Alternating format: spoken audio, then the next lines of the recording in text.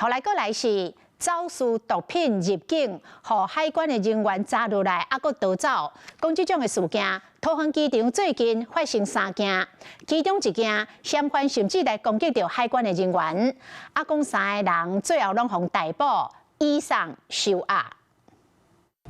穿白衫的查甫人拍影摕来想要选，却抓到了后，竟然着攻击海关。几内人冲过去爱去领证，不过查甫人同款唔配合，敢若不满，阁去抓落来，着一拳抹海关的面。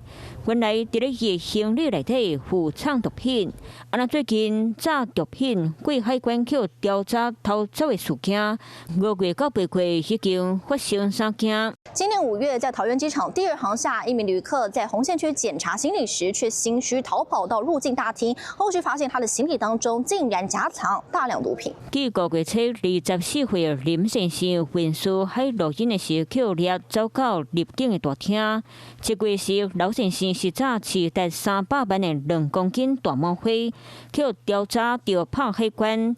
8月初是去调查到毒品，竟然跳动的检查台想要让降酸。目前3位嫌犯去抓到了后，全部拢去羁押。那你要怎么开？你来看是不是你说的手机吊饰哈？过去因为走私毒品，伫咧机场去抓，当场逮捕的案件真多。